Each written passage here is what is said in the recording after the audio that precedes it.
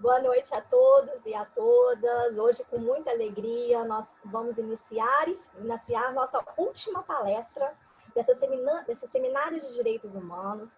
E com muito orgulho que a gente tem hoje aqui dois membros, né, ativistas em relação aos direitos humanos, em relação ao que a gente vai conversar aqui sobre justiça restaurativa, sobre a questão da lei da tortura. Então vai ser uma noite de muito aprendizado. E antes da gente informar quem são os nossos palestrantes que já estão aqui conosco, eu vou passar a palavra para a nossa presidente da OAB Seccional do Estado do Espírito Santo, a presidente da Comissão de Direitos Humanos, doutora Manuela Soares.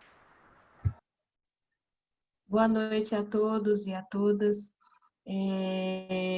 Como de costume, eu gosto de iniciar a minha fala aqui parabenizando e agradecendo a doutora Vanessa e toda a Comissão de Direitos Humanos da OAB, que trabalharam arduamente para que esse seminário acontecesse, né?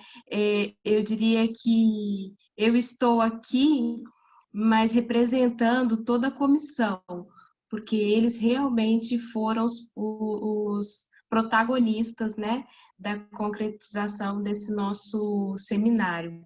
Então, eu queria agradecer a todos os meus colegas que, de modo muito especial, trabalharam voluntariamente para que a gente conseguisse aí realizar esse seminário, que é um seminário que já vem reverberando em todo o estado, né? A advocacia do interior tem nos acompanhado aqui da capital, acadêmicos de direito também, e a gente tem recebido um feedback muito bacana.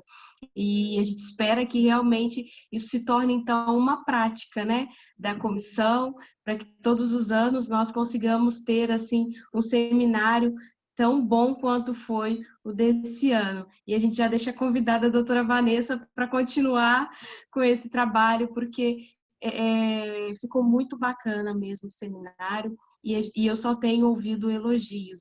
E elogios chegam de todas as partes, a gente menos imagina, tem gente que dá um retorno, olha, eu estou assistindo aqui do norte, aqui do sul.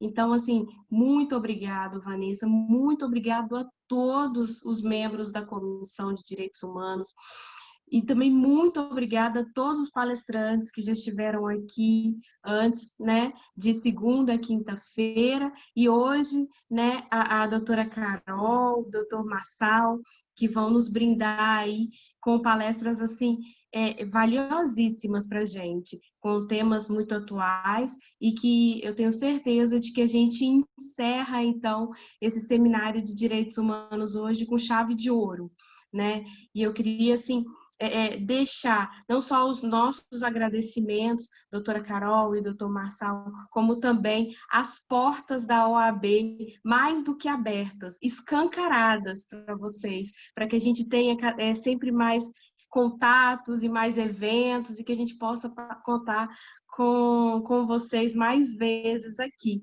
E desejando que muito em breve também consigamos contar com a presença de vocês aqui, né? Hoje a gente começa com esse contato por vídeo, mas quem sabe tão logo essa pandemia passe e a gente não possa então se encontrar e ter uma palestra presencial aqui na OAB com a presença de vocês. Muito obrigada.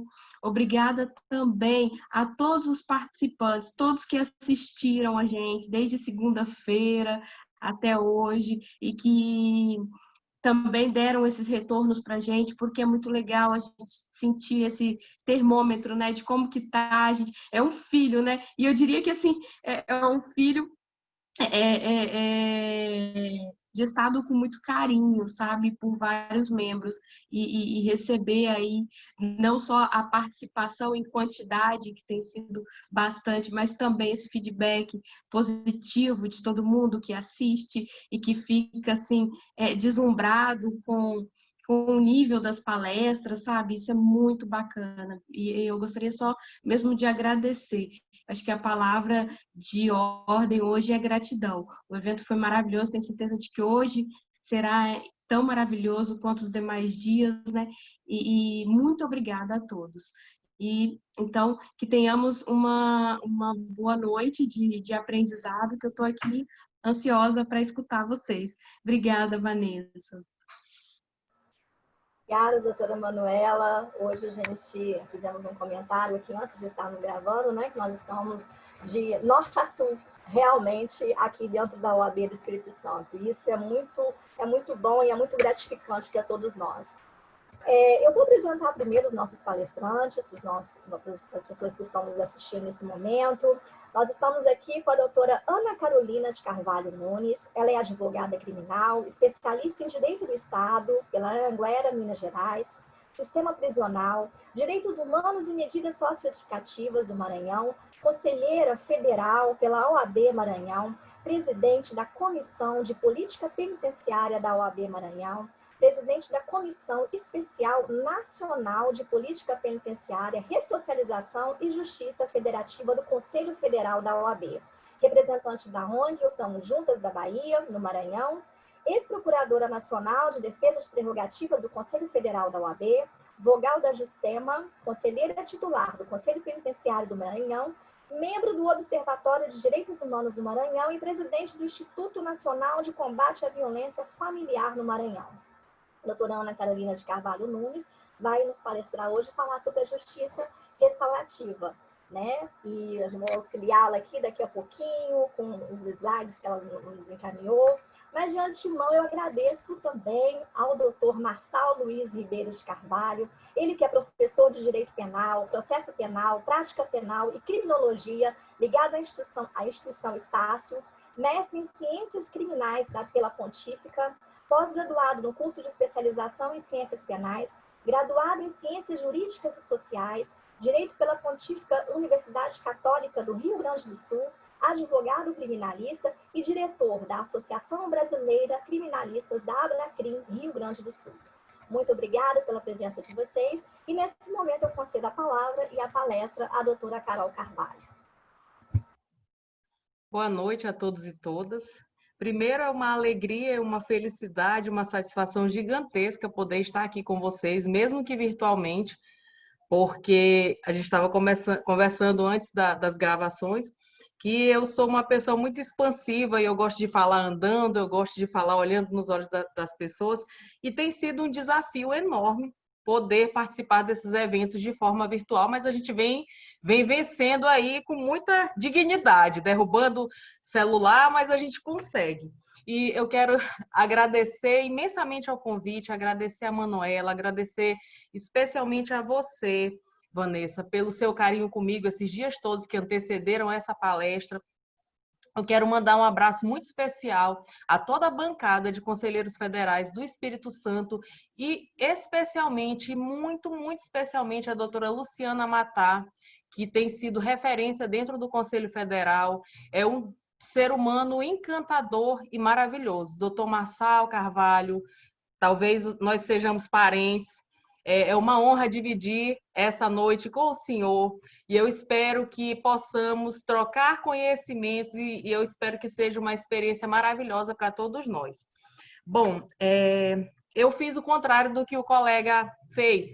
Ingressou na academia para poder falar, talvez, de direitos humanos, né? Eu entrei no sistema prisional, eu brinco muito com as pessoas que eu entrei no submundo do crime para poder conhecer direito, de fato, o que é atuar em direitos humanos. Porque eu sempre brinco com os colegas aqui no Maranhão que é muito fácil abrir a boca e falar que atua em direitos humanos. Teve um tempo que era modinha, né? Você dizer que atuava em direitos humanos, mas para que você atue em direitos humanos e não direito dos manos, que as pessoas confundem, que o direito de quem está preso é o único direito que existe. E direitos humanos é algo muito mais abrangente. A doutora Manuela pode falar melhor a respeito disso, porque a gente está buscando a reparação ou o respeito ao direito de qualquer ser humano, quer seja privado de liberdade, quer seja idoso ou indígena. Então, é muito mais abrangente do que aquilo que talvez as pessoas pensem e talvez do que a mídia evidencie todos os dias, porque talvez falar de direito de quem está privado de liberdade traga, como é que eu posso falar? Reconhecimento, traga realmente sensacionalismo, né? E eu precisei entrar nesse mundo, conhecer mais das pessoas, perceber mais as pessoas para poder entender de que forma eu poderia ajudar a, se não a mudar o mundo, mas mudar pelo menos o mundo à minha volta. Aqui no Maranhão, Vanessa, se você quiser começar, por favor, os slides. Aqui no Maranhão, meu sonho era ingressar no sistema prisional. A primeira vez que eu entrei numa cadeia, eu tremia que as pernas batiam uma na outra. Inclusive, a pessoa que estava me acompanhando perguntou se eu estava com medo, e eu, muito segura de mim, disse que não, que eu estava com frio. Num calor de rachar o coco, suando mais do que tampa de chaleira, mas eu não podia demonstrar que eu estava com medo. Eu tinha que me fazer de bruta, de forte, de dura. A perna batia tanto que batia uma na outra, mas eu fui resistência. Quando eu saí de lá, eu chorei muito, porque era uma realidade muito diferente daquela que eu era acostumada. Ver uma comida sendo mexida, à época ainda não tinha um scanner corporal aqui no Maranhão. Então, ver uma comida sendo mexida, ver aquela fila de mulheres para ver seus parentes, o cheiro, quem já entrou numa cadeia, eu não falo na porta para atender cliente, dentro da cadeia, o cheiro é muito forte. O cheiro é muito forte, é impactante, cheiro de gente, cheiro de pele, então é tudo muito forte, é tudo muito pesado, muito carregado. E quando eu saí, eu chorei muito e passei o resto do dia chorando muito. Cheguei em casa, me abduzi, olhei para o teto e fiquei pensando o que era que eu ia fazer da minha vida, se realmente eu queria atuar com direitos humanos ou se eu queria fazer a linha de que trabalhava nessa área e não tinha coragem de ingressar no sistema prisional do jeito que eu precisava ingressar para poder tentar ajudar. E eu segui a segunda opção. Então, pode passar, Vanessa. Essas fotos, elas são bem impactantes e bem fortes, e essa foi uma das últimas rebeliões que nós tivemos aqui no sistema prisional, e esse foi um grande desafio, né? Mulher, ingressar no sistema prisional, querer atuar numa comissão que, teoricamente, seria um homem a presidi-la, e, na verdade, foi solicitada a criação por mim, e normalmente, eu não sei se vocês já ouviram falar isso, eu vou falar alguns jargões de cadeia, porque eu sou acostumada a estar dentro de cadeia, então eu vou falar alguns jargões de cadeia e quando eu me lembrar eu traduzo para vocês, porque senão eu vou falando. E preso, normalmente, eu não gosto de falar essa palavra preso, eles falam assim, preso normalmente é pego pelo estômago, porque o pagamento do bandeco é muito ruim no sistema prisional e eu acredito que no país inteiro. Então, aqui foi uma das últimas rebeliões que nós tivemos aqui. Eles rasgaram as fardas, rasgaram colchões, queimaram tudo.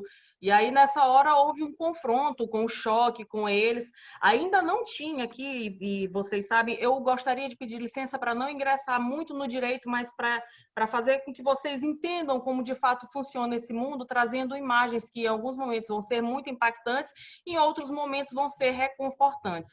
Aí foi a situação que ficou a unidade prisional, eu estava lá dentro, e aqui todo mundo sabe que quando esse tipo de situação acontecia, ninguém nem se preocupava porque sabia que eu estaria lá dentro, que eu ia para lá, porque eles entram em contato comigo, a família, quem trabalha no sistema entra em contato comigo. Não sei por que eles sentem essa segurança e essa força em mim, porque eu não sei nem da onde. Não tenho medo lá dentro, eu tenho medo aqui fora, tenho pavor de barata, mas lá dentro eu acho que a força de vontade de fazer a diferença é tão grande que eu me fortaleço, não sei nem em quê. Pode passar, Vanessa. E aí foi uma das companheiras deles nesse momento difícil, onde, na verdade, nada daquilo que acontecia e que precisaria acontecer dentro da LEP funcionava de verdade aqui no Maranhão. Trabalho não funcionava direito, estudo não funcionava direito, até porque eles gostavam de falar uma frase que não iam ser palhaço de polícia. E na cabeça deles, o estudar e o trabalhar seria algo que não seria benéfico para eles, seria algo benéfico para o Estado. Mas essa realidade foi mudando. Eu me lembro que quando mudou o governo, há uns 4 anos atrás, e tinha uma bagunça muito grande, podia entrar qualquer coisa, podia entrar qualquer alimento, e eu estive numa das unidades onde tudo isso estava sendo retirado das celas. Então, eu vi sendo retirado fogão, geladeira, churrasqueira, peças de picanha, peças de linguiças. Então, muita coisa mudou de uns 6 anos atrás para cá, hoje, né? Hoje existe ressocialização e reintegração, porque eu não acredito na ressocialização sem educação. Porque o sujeito que ele não é educado, ele jamais poderá ser ressocializado.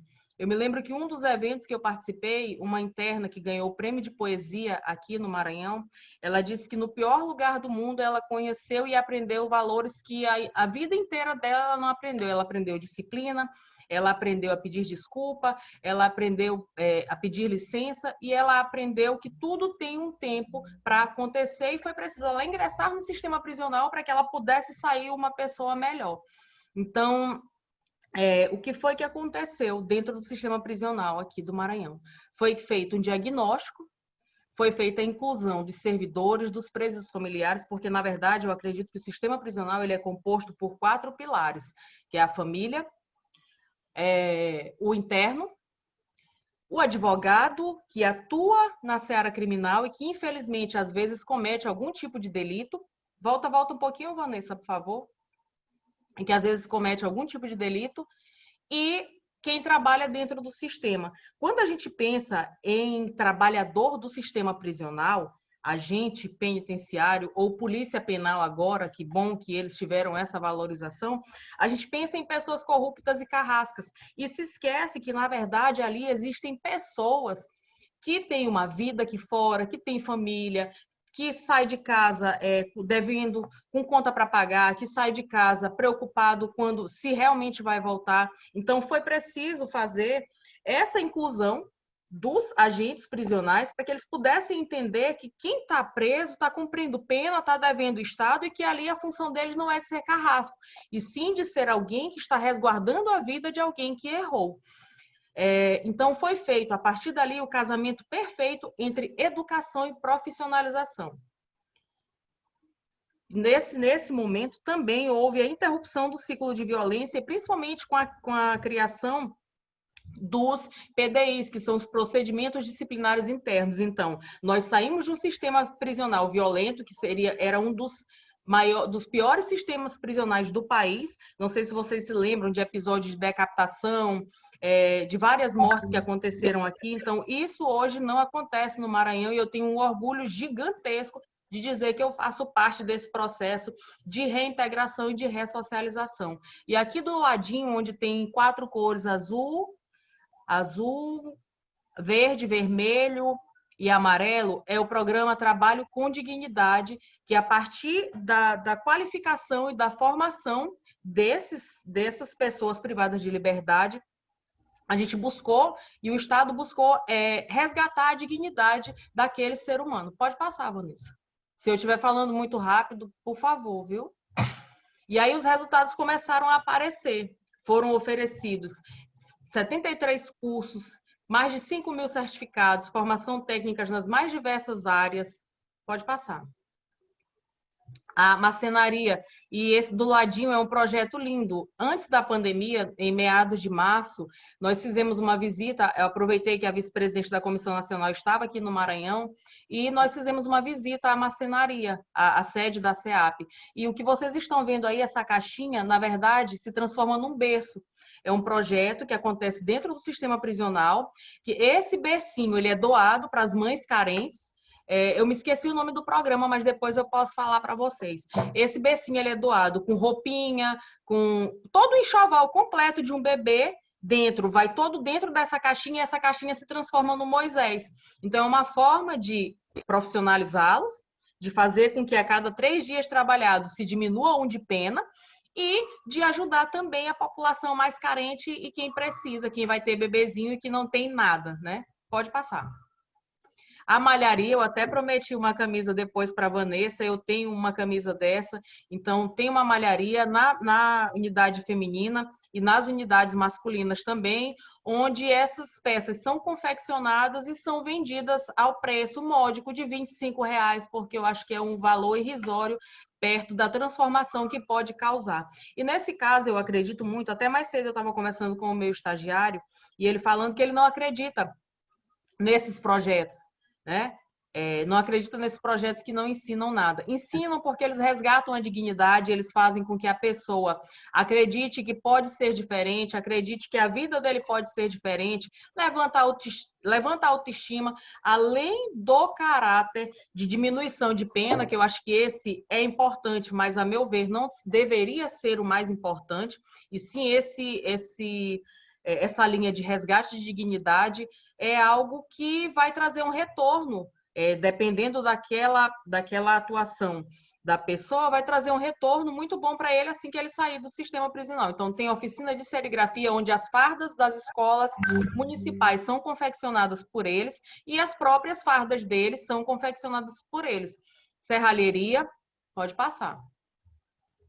E hoje, nós somos destaque nacional tanto nas políticas educacionais quanto nas políticas de trabalho. Para vocês terem uma ideia, em 2018, salvo engano, o primeiro lugar geral no Enem foi de uma pessoa, em redação, foi de uma moça que estava cumprindo pena por homicídio no sistema prisional do Maranhão. Então, nós temos dentro das cadeias do país inteiro várias pérolas que só precisam de resgate, de respeito e de alguém que olhe com mais amor e com mais carinho para essas pessoas.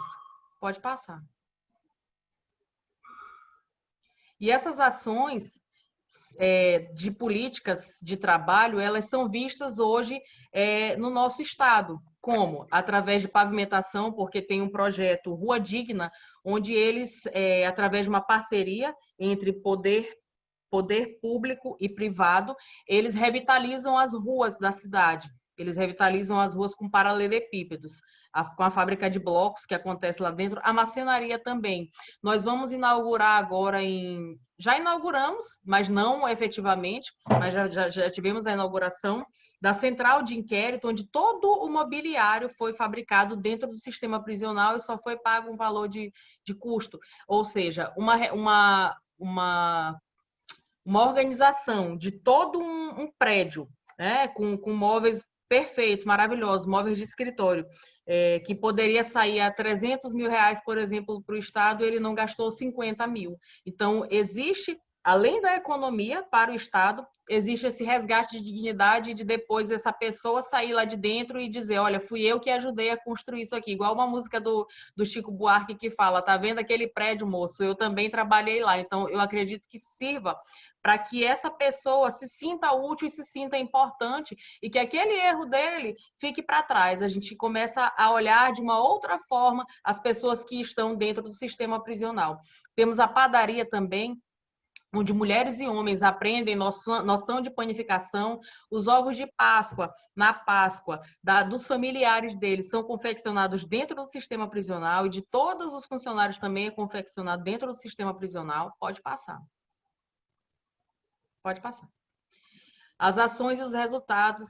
Não, volta um pouquinho. Foram confeccionados. E esses dados são os dados da Secretaria de Administração Penitenciária. Eu estou trazendo para a realidade do Maranhão, porque eu acredito que é uma realidade que não apenas porque eu conheço, mas é uma realidade que funciona e eu tenho muito orgulho de fazer parte de todo esse processo, de conhecer toda essa transformação e para que sirva também de exemplo para que outros estados possam buscar essas políticas reais, porque na verdade o que as pessoas pensam? Em fazer política para governo. Na verdade, a gente não tem que governar para governo, a gente tem que governar para pessoas, tem que buscar políticas públicas efetivas que possam perdurar nas próximas gestões para que outras pessoas busquem esses exemplos e queiram trazer para dentro das suas casas também. 357 mil blocos foram fabricados em um ano nas ruas de São Luís, 40% de economia e 15 fábricas de blocos, elas estão espalhadas em todas as unidades prisionais do nosso estado. Nós temos 47 unidades prisionais no Maranhão inteiro. Nós temos 15 fábricas de blocos. Então, vocês percebam que antes, um sistema prisional onde ninguém trabalhava, onde ninguém estudava, onde só viviam com confusão, hoje a maioria estuda, a maioria trabalha. Então, houve um resgate gigantesco de várias coisas dentro do sistema prisional. Pode passar. E aqui são as fotos de situações que acontecem antes e depois. As escolas, a maioria das escolas públicas estão sendo reformadas por eles. Nós temos aqui o farol da educação, que é o farol do saber, na verdade, que são bibliotecas públicas e estavam fechadas, os locais estavam abandonados. Eles começaram a fazer todo esse resgate patrimonial. Ali vocês estão vendo que houve uma economia de 60% na aquisição de imóveis dentro da maioria das repartições públicas aqui no Maranhão. Pode passar, Vanessa. Somos destaque nacional com muito orgulho, é uma felicidade. Toda vez que alguém fala do sistema prisional do Maranhão, que a gente saiu do pior sistema prisional do mundo e hoje nós somos o 5º melhor sistema prisional do país. Então, nós deixamos aí 22 estados bem atrás, né? Para quem era um dos piores, se transformar no 5º é como se a gente estivesse realmente em primeiro lugar. Então, 35,46% das pessoas elas estão inseridas nas atividades laborais. Nós temos uma população carcerária de mais de 12 mil pessoas presas, onde metade dessas, menos da metade dessas são pessoas em prisão provisória e onde 4.378 pessoas elas estão em atividades laborais. Nós estamos em segundo lugar no DEPEN, porque o DEPEN ele vai fazendo esse ranking. Eu salvo engano, quem está em primeiro lugar é Minas Gerais, porque foi o primeiro, e o nosso secretário de administração penitenciária ele é de Minas Gerais. Então, ele trouxe toda essa carga linda, essa carga bonita, e, na verdade, houve uma receptividade muito grande, não só por parte do governo do Estado, da advocacia, por parte dos internos, dos seus familiares. Lógico que toda mudança traz uma certa resistência, principalmente esse tipo de mudança, porque, na verdade, a gente olha com um pouco de desconfiança, né? E talvez vocês devem estar dizendo assim, essa doutora Carol é maluca, ela vem para cá falar de cadeia e ela fala toda feliz e empolgada, porque vocês não têm noção do que é ver a transformação. Eu me lembro que quando eu comecei a advogar, e eu deixei de ser jovem advogada faz pouco tempo, eu tenho só 7 anos de advocacia, eu me lembro que quando eu comecei a advogar, eu precisava, o cliente assinar procuração várias vezes na minha perna, várias vezes na minha costa, porque não tinha um local adequado para que a advocacia pudesse buscar essa conversa com o seu cliente, buscar assinar essa procuração. Então, hoje nós temos, na maioria das unidades prisionais, e se Deus quiser, nós vamos ter, volta, que eu já estou terminando, nós vamos ter em todas as unidades prisionais do Maranhão parlatórios. Nós temos dentro do Maranhão, e eu faço convite para quem quiser conhecer o Maranhão em primeiro lugar, mas quem quiser conhecer o nosso sistema prisional.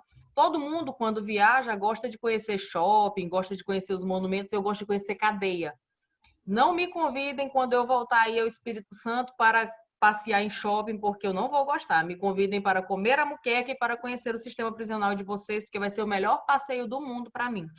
Então, é uma mudança muito grande, porque hoje nós temos parlatórios, nós temos uma sala da advocacia com computador, com internet. Então, eu falo isso com muito orgulho, muito empolgada, porque eu fiz parte de todo esse processo, buscando através do diálogo institucional, que eu acho que é muito importante. A gente não pode querer pensar em atuar em direitos humanos ou ajudar as pessoas olhando para o nosso próprio umbigo. Eu não posso querer pensar em direitos humanos olhando só para os meus clientes. Eu preciso olhar para todas as pessoas que compõem o sistema prisional e entender que aquele mecanismo é como se fosse uma caixinha de relógio e ela precisa funcionar milimetricamente correta para que não aconteça uma explosão. A gente sabe que sistema prisional é como se fosse uma bomba relógio ou como se fosse uma panela de pressão sem água. A qualquer momento, por qualquer coisa, pode explodir uma rebelião, pode gerar uma confusão. Então, alguns mecanismos foram criados, e eu acredito daí a importância do estudo, do trabalho, da família sempre perto, da religião, porque a busca por Deus ela é muito importante nesse processo de reinserção social, e eu acho que faz toda a diferença. Pode passar, Vanessa. E aqui eu já estou finalizando, que eu falo demais, mas eu já estou finalizando, e eu amo essa frase, porque é uma frase que fala muito daquilo que a gente busca quando a gente busca olhar para o outro, né? Perguntaram para o Cacai qual conselho ele daria para um jovem que pretende ser criminalista. E aí ele falou que seria o mesmo que ele ouviu do mestre Evandro Lins e Silva. Leia os clássicos, leia poesia, leia romance, leia jornal. Se sobrar tempo, leia então direito. Advogado criminalista tem que ler a alma humana. Até me emociono ler essa frase toda vez. O mundo à volta e as chaves não estão nos livros de direito, estão realmente nas pessoas, em você enxergar o outro do jeito que ele precisa enxergar, ser enxergado. Porque amar a doutora Carol, por exemplo, que está aqui na frente de vocês, toda arrumada, ajeitadinha, é muito bom, é muito fácil.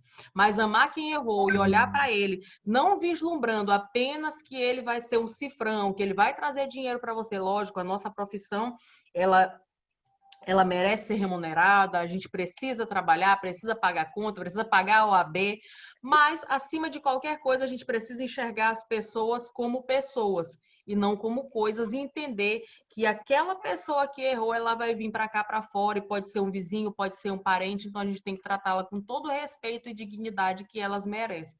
Pode passar.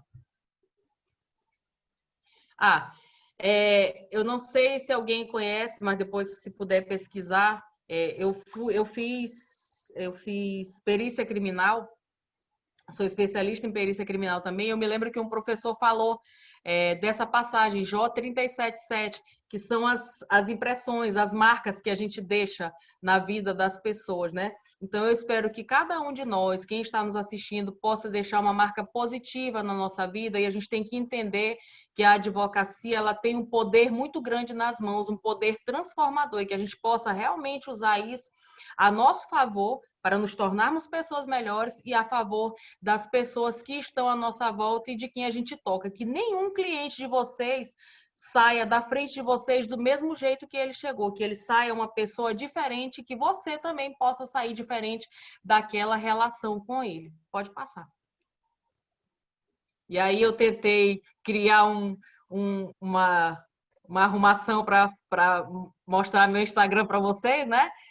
anacarolina.nunes. Quem quiser me contactar, eu vou ficar muito feliz. Quem quiser fazer alguma pergunta, falar alguma coisa, eu estou à disposição.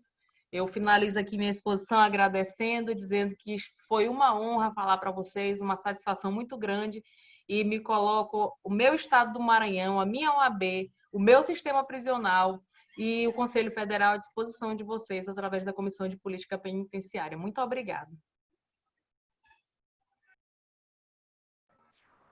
Obrigada, doutora Carol. Agora eu vou na logística aqui, porque para sair dessa tela, gente, agora quem é analfabeta aqui de tela sou eu. Consegui entrar, mas não estou conseguindo sair.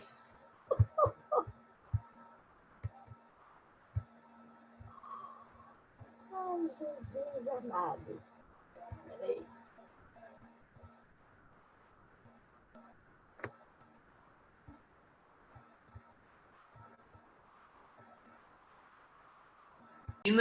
Né, hoje está interditada em razão do grande número da infestação de Covid, né? E grande parte disso se deve à intransigência dos nossos desembargadores, principalmente quando simplesmente desconsideram essa questão como uma questão de saúde pública e simplesmente negam por negar habeas corpus e liberdades de modo sistemático e não estão nem aí, enfim, né? Mas eu sempre tive um pensamento muito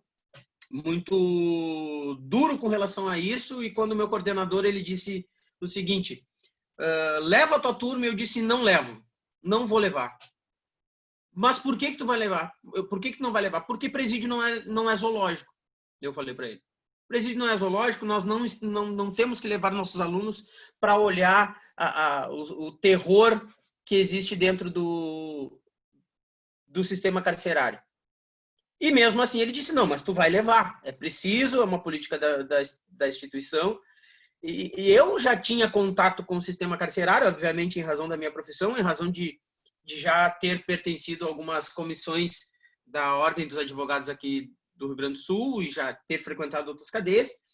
Eu comecei a notar muito mais, analisando as reações do que qualquer outra coisa, eu comecei a notar as reações dos meus alunos.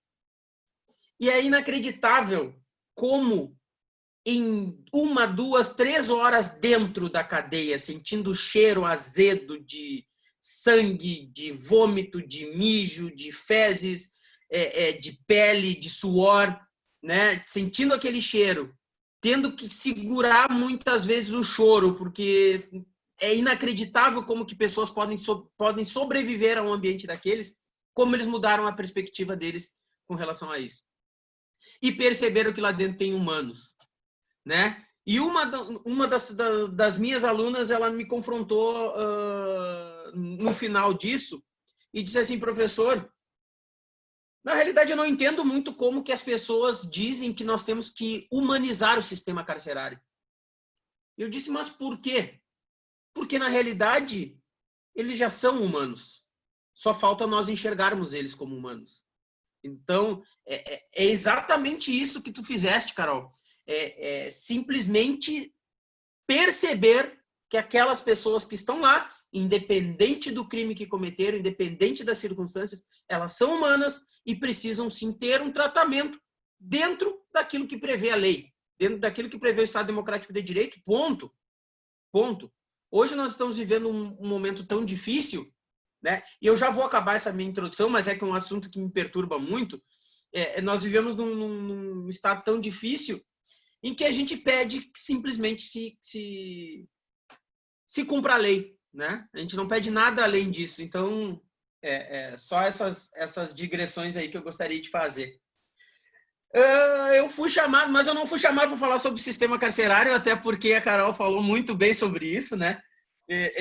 Então, eu vim falar sobre a lei de tortura, eu vim falar um pouco sobre o que é o crime de tortura e sobre como há um desdobramento crítico e criminológico com relação a isso, ao nosso próprio sistema penal, né?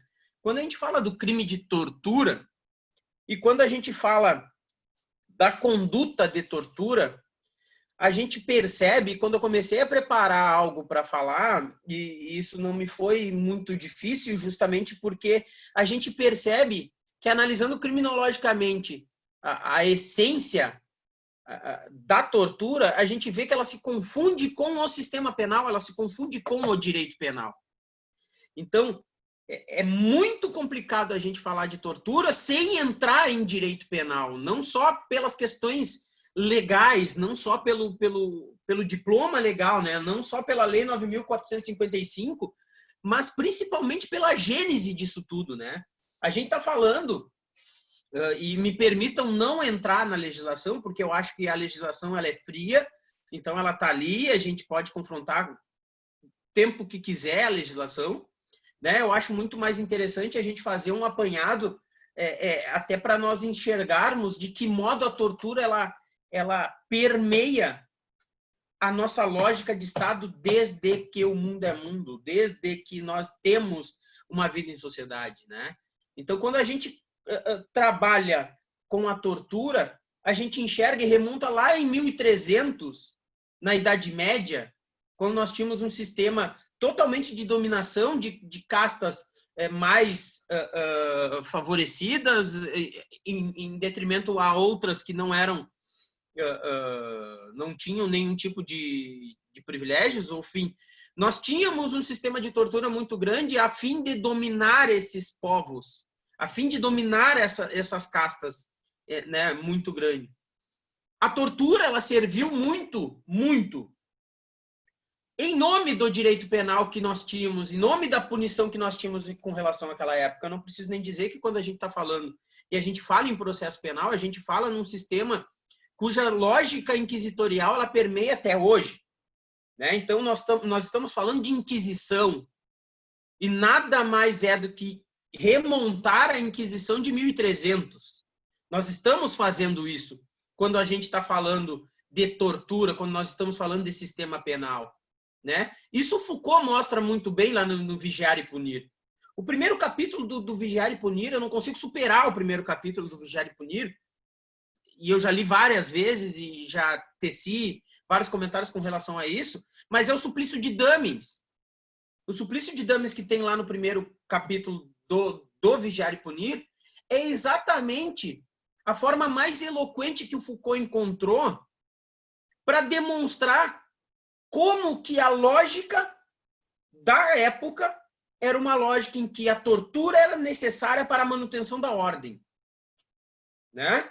Ou seja, eu preciso entender que na Idade Média eu tenho uma sociedade cuja Igreja Católica tece toda a lógica social, tece toda a ordem social, toda a tessitura social, e a partir dessa ordem firmada numa ideia de que Deus é o centro do universo, Deus é o centro da sociedade, e a lógica da Igreja Católica permeia essa ordem, tudo aquilo que transborda a ordem vinda de Deus acaba sendo um crime, e acaba sendo heresia, e acaba sendo pecado por si só, e aí eu preciso expiar esse pecado, eu preciso destruir esse pecado a partir da onde? A partir do suplício, a partir do sofrimento, a partir da dor, né? Então nasce aí a necessidade da tortura justamente para purificar a alma daqueles que são pecadores,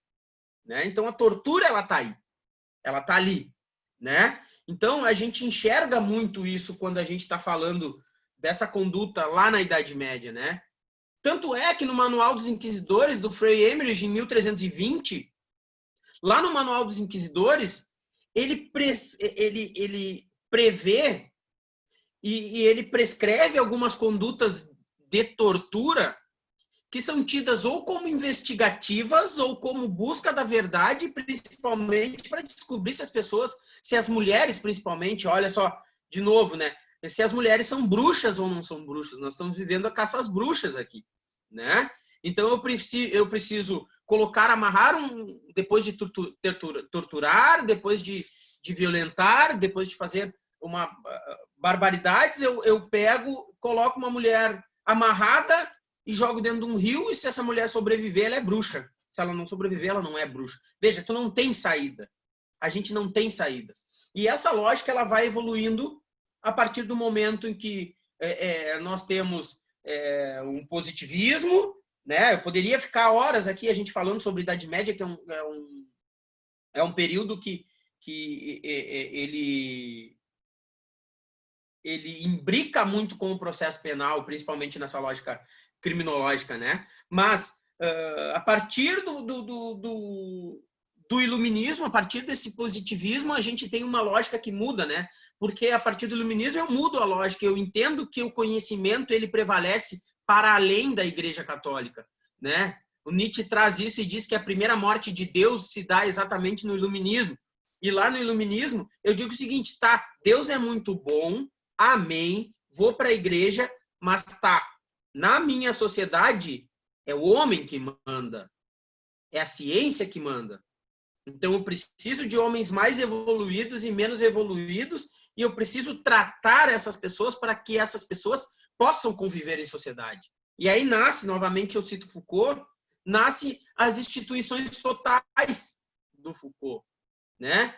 Que são instituições absurdamente semelhantes e que se confundem muito e que trazem ainda de mão dada lá da Inquisição a tortura, né?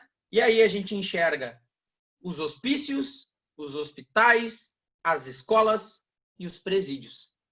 Então, dentro dessa lógica de instituições totais, eu me apodero do tempo da pessoa com a finalidade de que aquela pessoa saia melhor dali.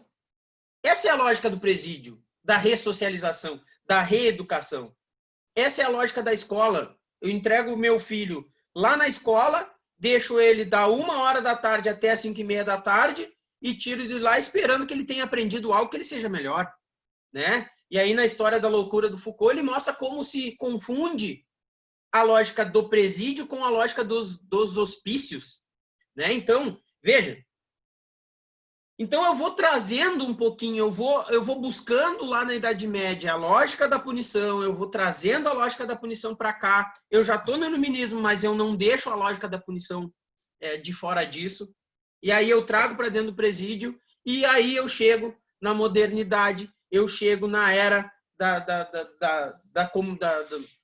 do avanço tecnológico, e aí eu estou numa era de urgência absurda, eu estou numa era onde é muito fácil eu eleger inimigos e é muito fácil acabar com a vida dos meus inimigos com um clique no meu celular, no meu computador, é muito fácil, né? Então eu vivo numa época em que o processo penal ele se torna espetacularizado, em que tudo na nossa sociedade é espetacularizado, né? E essa busca pelo espetáculo é uma busca sádica pelo sofrimento, é um gozo pelo sofrimento. O ser humano goza com o sofrimento do outro.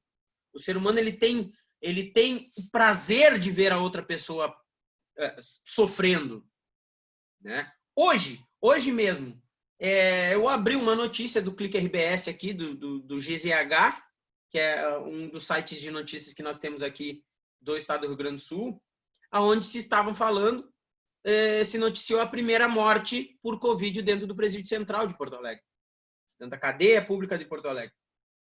E eu cometi a bobagem de abrir os comentários sobre aquilo.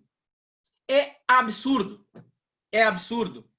O tamanho e a capacidade de gozo sádico pela morte e pelo sofrimento das outras pessoas, né? Então, veja, é uma forma de tortura. É uma lógica que vai permeando a tortura como algo normalizado, né?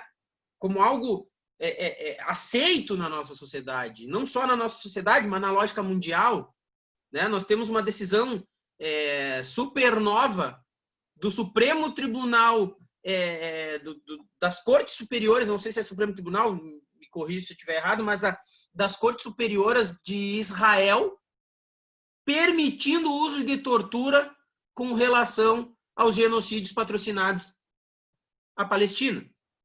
Veja, eu crio uma lógica de guerra e essa lógica de guerra permite com que eu faça qualquer coisa, né? Então, para quem não sabe e pesquise, um dos maiores genocídios da história, que já passou há muitos e muitos tempos, pelo genocídio que nós tivemos no Holocausto, é o genocídio de Israel com relação à Palestina.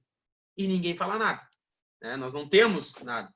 E veja, a tortura ela acaba sendo normalizada nisso.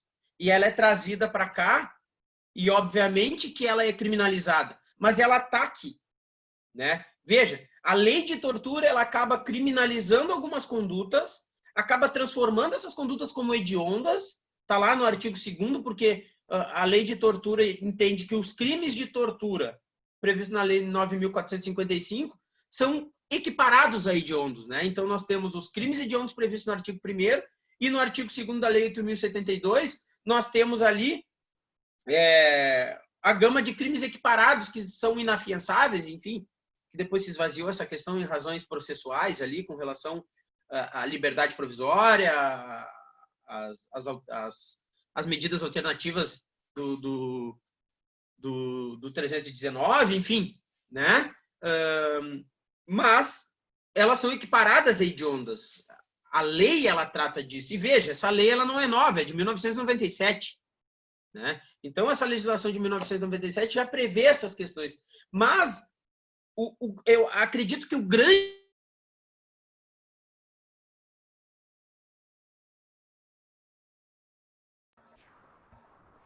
Doutor Marçal, travou a sua internet. Não acredito. Voltou. Onde é que eu parei? Me diga.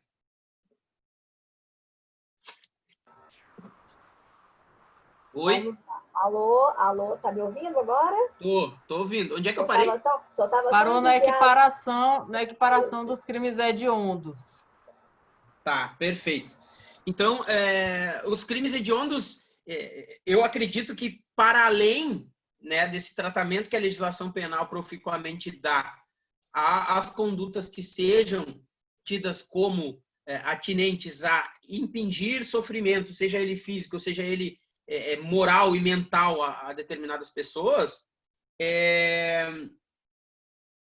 eu acho que essa questão é mais um desafio de direitos humanos do que qualquer outra coisa. Porque é uma lógica que a gente não consegue dissociar. O nosso sistema penal está indissocialmente ligado com a Inquisição, ele está indissocialmente ligado à lógica de tortura, como eu mostrei para vocês. Falar em direito penal é falar em tortura. e a tortura acaba estando dentro dos presídios, a tortura acaba estando dentro das delegacias, a tortura acaba estando dentro dos sistemas de estatuto da criança e do adolescente, dentro de escolas, enfim, em todos os lugares, dentro de casa, porque eu não preciso nem dizer que uma das formas mais eloquentes de violência doméstica que nós temos não é a violência física, e o que acaba matando muito as mulheres é a violência psicológica, e é uma forma de tortura, uma das mais cruéis que existem, né? Tá lá na Lei Maria da Penha para a gente discutir isso. Então, veja, a nossa lógica de punição, a nossa lógica de convivência em sociedade, seja ela em vários âmbitos ou não, está ligada indissociavelmente à tortura. À tortura. E aí a gente tem esse desafio, né, de conseguir fazer com que o nosso sistema penal consiga enfrentar isso de uma forma mais eficaz, de forma a não erradicar, porque eu acredito que a gente não vai erradicar, mas de uma forma a combater mais eficazmente. Que eu acho que esse combate é muito importante, né? Mas veja, nós não temos como discutir isso se a nossa lógica continuar sendo uma lógica de guerra, né? Eu primeiro tenho que mudar a lógica, né? Eu primeiro tenho que entender que aquela pessoa que comete um crime não é meu inimigo, para começar, para que eu possa enxergar um ser humano lá dentro da cadeia e que eu possa dar ensino, que eu possa modificar a lógica desse ser humano de alguma forma e modificar o mundo ao meu redor, né? Por isso que a gente está falando muito de cadeia, porque a cadeia é um terreno fértil para a tortura. E não é uma tortura, uma tortura deliberada, mas é uma tortura da alma. Tu te apodera da alma de uma pessoa. Aqui em Porto Alegre nós temos uma cadeia que nasceu em 1969 com uma capacidade de 5.000 pessoas, na época 4.000 pessoas, e ela já nasceu obsoleta porque tinha 6.000. E hoje nós temos quase 8.000 pessoas dentro da cadeia pública de Porto Alegre, num espaço onde cabem 5.000 pessoas. Se isso não é tortura, eu não sei o que é tortura, né? Então, veja, a gente tem um fator muito mais criminalizante, muito mais potencializador da violência do que qualquer outra coisa. Então, enquanto nós não utilizarmos, e a crítica que o sistema faz é não deixarmos de utilizar a tortura como um sistema de política criminal, nós não temos como modificar essa lógica de jeito nenhum. De jeito nenhum, né? Então, essa virada epistemológica ela é importante, né? De que modo vai se dar? Se abandonando o direito penal. A gente precisa abandonar o direito penal, né? A gente precisa se afastar cada vez mais do direito penal e entender que o direito penal não é a tábua de salvação de todos os males da nossa sociedade, né? É errado a gente pensar isso, né? O Estado democrático de direito vem para dizer que o direito penal vem para limitar o próprio Estado. O direito penal não serve para punir. O direito penal ele serve para limitar o poder punitivo do Estado, para dizer, olha, tu és um monstro, e se eu não te der limite, tu vai acabar com tudo, né? E quando eu potencializo isso a partir de lógicas autoritárias que nós estamos vivendo hoje no Brasil, né?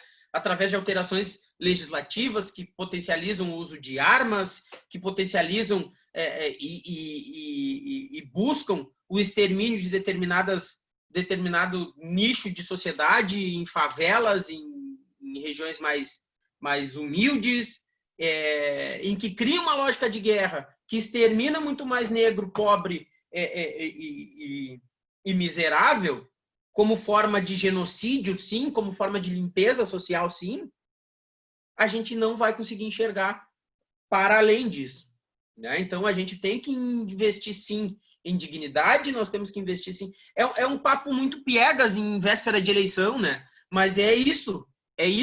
Não existe a possibilidade de nós quebrarmos a cadeia de produção e alimento através da miséria se nós não pararmos de produzir a miséria, né? Então, a gente só vai parar de produzir a miséria. E veja, eu estou falando de tortura ainda. Eu continuo falando de tortura, né?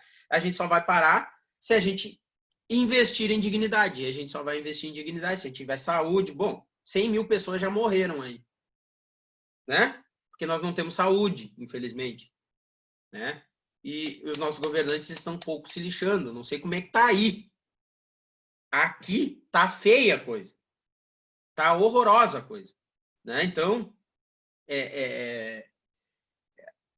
a crítica que eu faço com relação a isso é exatamente da possibilidade e da maneira como a tortura ela rege a lógica da nossa sociedade desde há muito tempo, né? Então, é preciso que a gente corte essa cadeia e que a gente se afaste cada vez mais do direito penal. Quem está falando aqui é um criminólogo, é um advogado criminalista, é um professor de direito penal, é um apaixonado pela matéria. Mas o direito penal, ele já deu o que tinha que dar. E não deu o que tinha que dar ao mesmo tempo, né? Então, nós temos que cada vez mais abandonar as práticas penais para que a gente resolva o problema da nossa sociedade. Então, era essa a minha contribuição. Espero ter ajudado. Obrigada, doutor Marçal. Eu acho que é isso que a gente precisa ouvir. E eu vou só fazer um adendo, aproveitando que o senhor falou a respeito da tortura, a questão da mulher. Hoje nós completamos 14 anos, né, da Lei Maria da Penha, onde nós já ouvimos aí, nosso próprio Conselho Federal hoje fez um evento muito bonito, com várias ministras, com vários segmentos, né, da justiça em todos os âmbitos. Então, assim, não é uma comemoração, mas sim é uma lembrança do que a gente tem que melhorar cada vez mais. E essa Lei Maria da Penha, se só me permite, só para fazer, porque não teria como não falar a respeito disso, a prática de ações ou omissões delitivas contra a mulher em contexto de violência doméstica, quando associada à imposição de intenso sofrimento físico ou moral à vítima, com graves ameaças, privação direta ou indireta de liberdade ou quaisquer outros meios que impeçam a resistência feminina contra as investidas do algoz, configura crime de tortura, previstos na lei e na Lei Maria da Penha, que hoje completa 14 anos. Era só essa aspas que eu gostaria de deixar para essa visão nossa, que nós temos que ter essa visão num todo, na tortura como um todo, como o senhor bem falou, em relação à saúde, em relação ao nosso dia a dia, em relação ao que aconteceu agora, recentemente também, fora do nosso país, e o que está acontecendo nesse momento com essas mais de 100 mil mortes. Nós aqui também estamos numa situação complicada, é o país inteiro que está dessa forma. Ouvimos aqui na última terça-feira a doutora Etel, a doutora Elda, fazem parte do nosso dia a dia do Estado do Espírito Santo, aonde existe uma esperança ainda. E a gente tem que se apegar a ela. Doutora Manuela, gostaria de dar a palavra para a senhora, porque a doutora Manuela tem 2 perguntas, e depois a gente coloca as perguntas para os nossos convidados também, que são dos nossos participantes aqui. Obrigada, Vanessa. Então, eu tenho uma pergunta para a doutora Ana Carolina e uma para o doutor Marçal. Antes da pergunta, eu queria já deixar o convite para a doutora Carolina, doutor Marçal também, claro, para quando vierem aqui, comerem, além da muqueca, uma cascuda, que é assim que a gente chama a marmita dos nossos presos aqui, doutora. Não sei como que é aí, eu acho que é diferente, mas aqui a gente chama de cascuda. Aqui é bandeco, bandeco. E o bandeco daqui é bom. Tem carne de monstro, tem lasanha da desgranha, tem feijoada de carne de monstro. Então, o cardápio é ó. Aqui não muda muito, não. Embutidos aqui é quase todo dia, mas vamos lá. A pergunta, eu queria dizer o seguinte, que aqui no Espírito Santo, nós já tivemos presos custodiados em containers, né? O nosso antigo micro-ondas, e hoje nós temos presídios modernos, automatizados, a maioria deles. Entretanto, nós temos aqui 23 mil presos e unidades prisionais com capacidade de 12 mil custodiados. Então, a gente vai para quase o dobro da capacidade das unidades prisionais.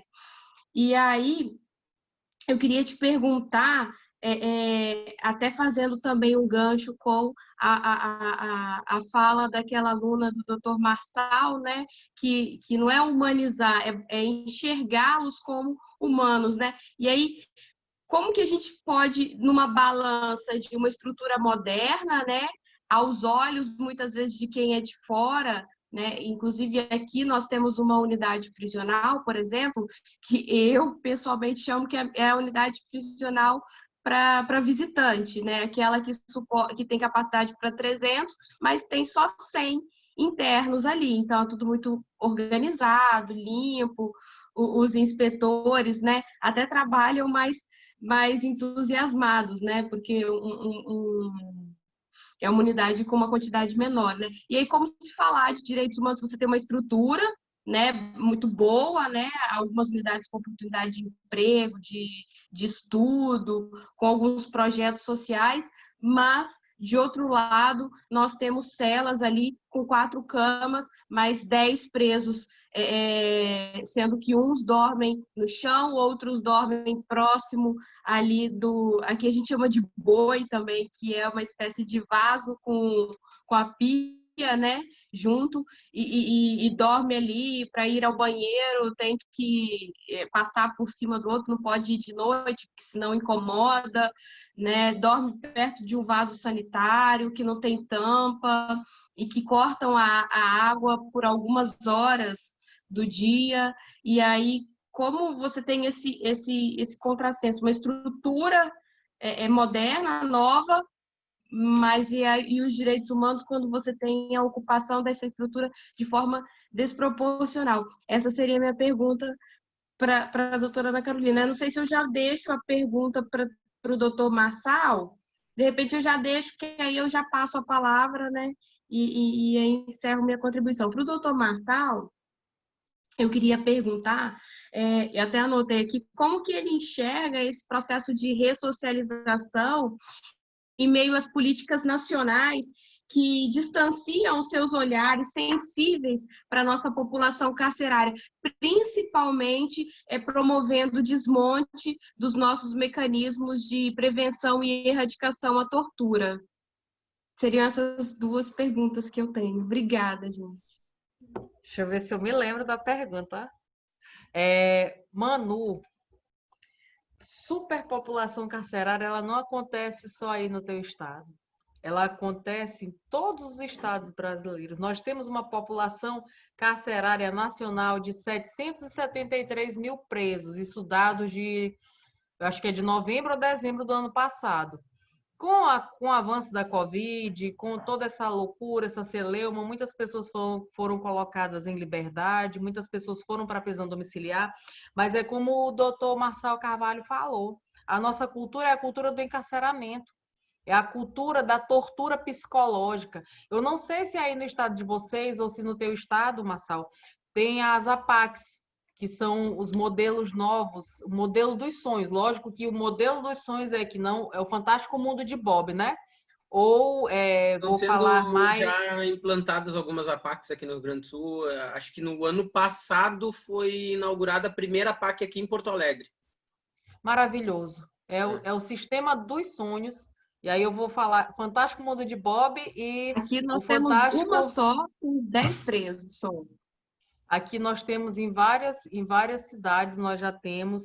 Agora é engraçado e curioso, nós não temos para as mulheres, temos só 2, estão tentando implementar outras e eu estou pensando seriamente em fazer um estudo de viabilidade e possibilidade para que eu possa trazer uma para cá e, se Deus quiser, eu quero presidir esse negócio, porque eu acho muito errado as mulheres serem tratadas de forma diferenciada dentro do cárcere. O cárcere para a mulher é muito mais sofrido, porque além do abandono material, existe o abandono emocional. Se você passar todo dia na porta de um presídio, quando está tendo visita, aqui, por exemplo, não está tendo visita, acho que a maioria não está, foram suspensas, né?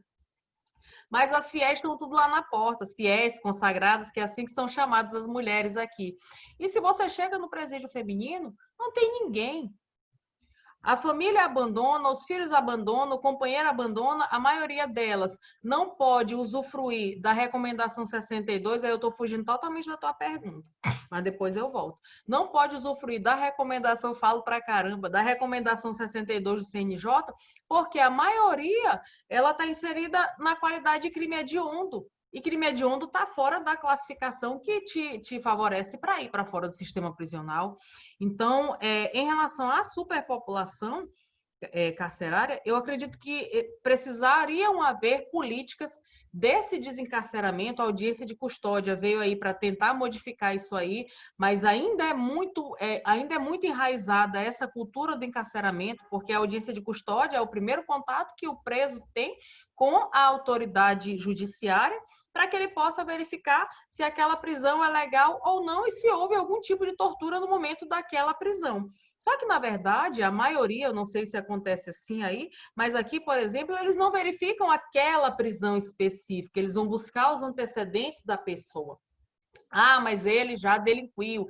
Ah, ele responde a outros processos. E aí é mais fácil encarcerar do que tentar buscar soluções, né? Do que tentar buscar as medidas alternativas diversas à prisão, que é o quê? Uso de tornozeleira eletrônica, que eles burlam também. E aí precisa haver toda uma conscientização. Outro dia eu participei de uma audiência, eu fui buscar um documento numa vara e acabei ficando para fazer audiência como defensora da ativa.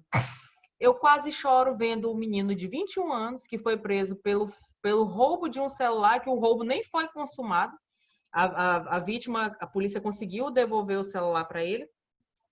Só que ele, por não ser orientado, e aí vocês sabem que, pelo menos aqui, não acontece audiência de custódia, a Defensoria Pública não participa da audiência de custódia. A maioria das pessoas que estão presas são os pretos, os pobres e os favelados, né?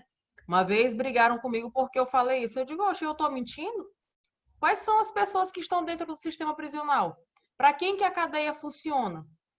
Eu queria que vocês me explicassem uma forma de falar isso de forma diferente, mas não tem como falar diferente sobre algo que, se você buscar dentro do sistema prisional de todos os estados, quem é que está preso? Então, deixa eu voltar a me concentrar aqui. Então, eu fazendo audiência lá com ele, e aí ele não teve a orientação quando tiraram a tornozeleira dele, ele deu o endereço quando botaram a tornozeleira dele, ele deu o endereço da namorada, brigou com esta namorada logo no início e voltou para a casa da mãe. Ou seja, a tornozeleira que precisava estar funcionando no endereço da namorada dele começou a funcionar no endereço da mãe. O Ministério Público, quando veio o relatório, porque agora que... E aí nós participamos da confecção da minuta que regulamenta o uso da tornozeleira eletrônica. O uso dela contínuo é por 100 dias, porque já tiveram casos aqui, quando nós criamos a comissão, da pessoa estar com a tornozeleira eletrônica há 3 anos e a pena dela foi 1 ano e meio. Ou seja, o Estado é que já estava devendo para ela. Não tem uma fiscalização, não tinha uma verificação, não tinha nada disso.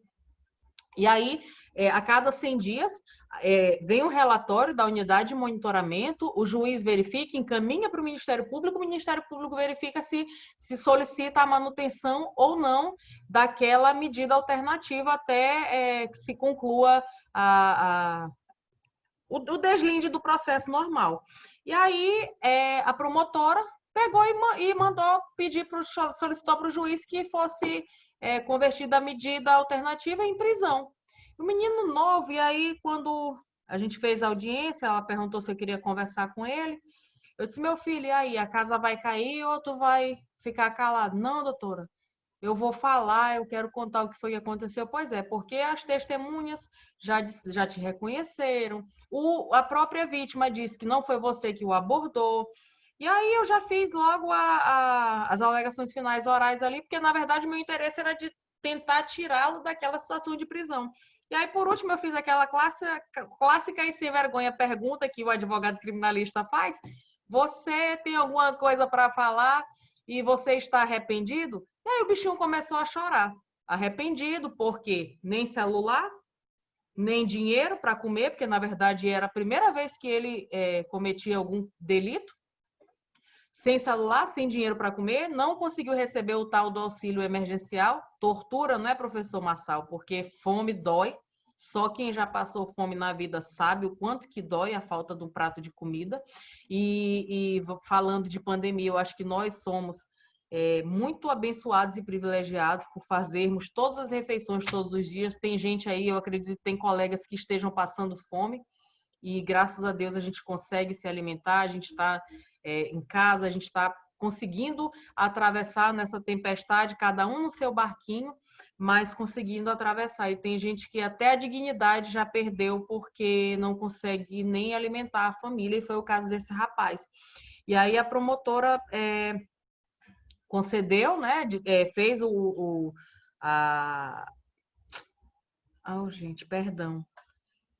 A fala dela foi justamente concordando comigo que ele deveria ficar em liberdade e o juiz já ia colocar concluso para a sentença. Então, assim, eu fiquei muito preocupada de querer saber o que foi que aconteceu com aquele rapaz, porque, infelizmente, a maioria das pessoas que estão presas, elas não têm orientação. Porque a Defensoria Pública, aqui no Maranhão, faz um trabalho muito bonito hoje. Existe um trabalho muito importante de união. Eu faço parte do Conselho Penitenciário também. Então, o Conselho Penitenciário nos estados, ele é de fundamental importância para fiscalizar, para verificar, para opinar, para tentar buscar melhorias. E as instituições de justiça, elas precisam estar juntas para que, de fato, possam funcionar.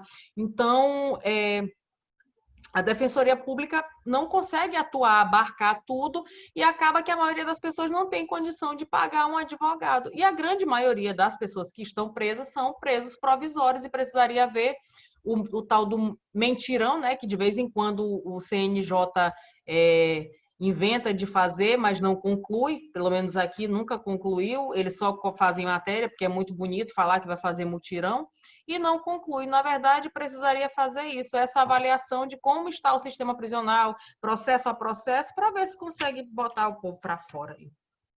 E é isso.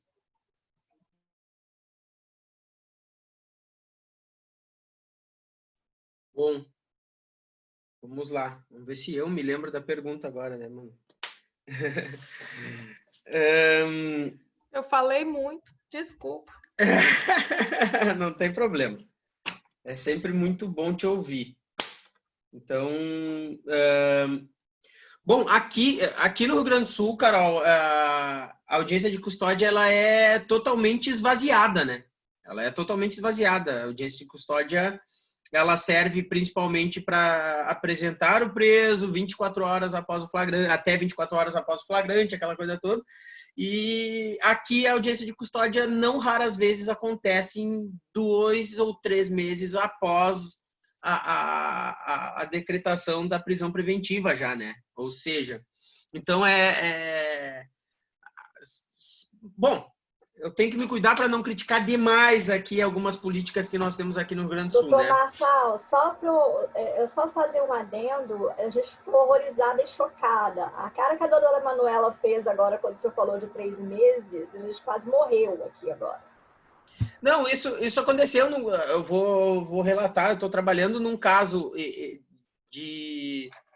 Estou trabalhando de assistente da acusação, pasme. Eu estou trabalhando de assistente da acusação num caso de feminicídio aqui, em que aconteceu no condomínio onde eu moro, e o rapaz acabou matando a ex-mulher e tal, e foi preso em flagrante, e passou muito tempo, 3 ou 4 meses.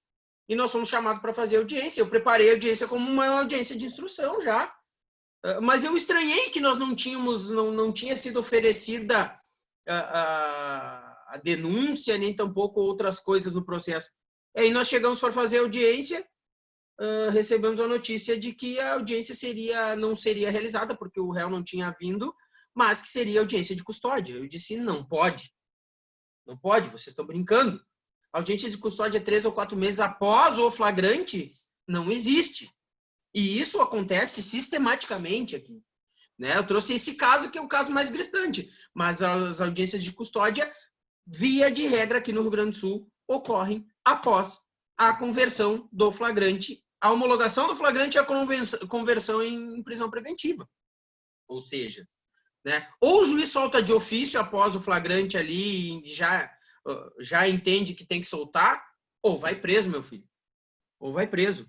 Então, e essa é a lógica que nós temos aqui. É muito complicado, né? E aí os advogados lutem, né? Que lutem.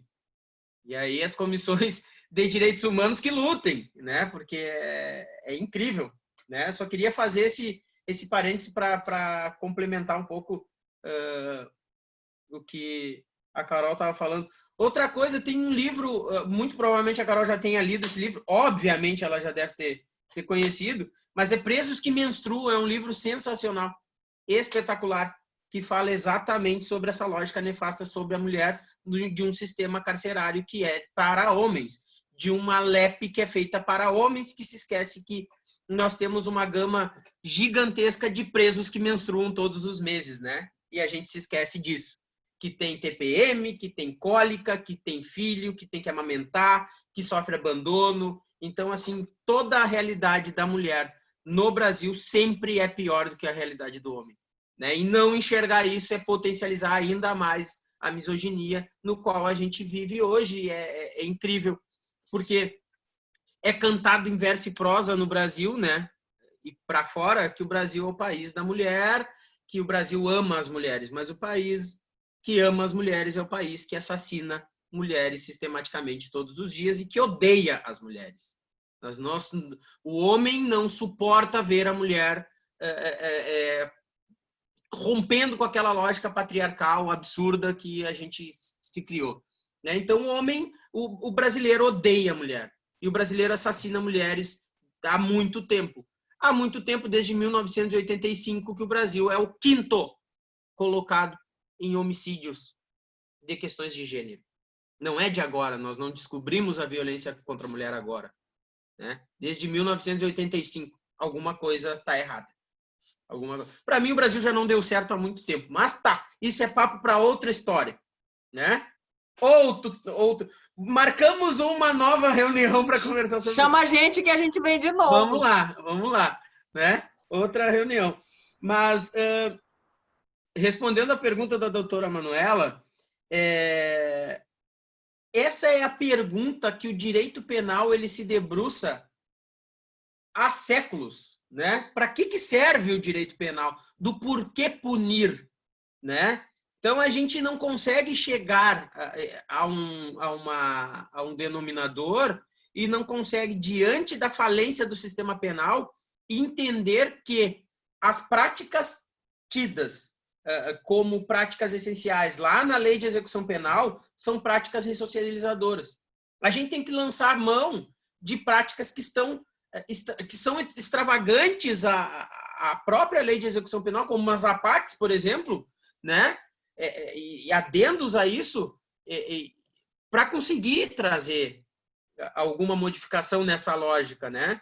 Nós temos no Maranhão essa realidade acaba sendo uma ilha dentro de uma realidade totalmente nefasta e totalmente Marçal, terrível. eu me sentia dessa forma quando eu fazia parte da Comissão Nacional de Direitos Humanos, e aí eu via as pessoas falando do sistema prisional que eu não conseguia enxergar mais aqui no meu estado.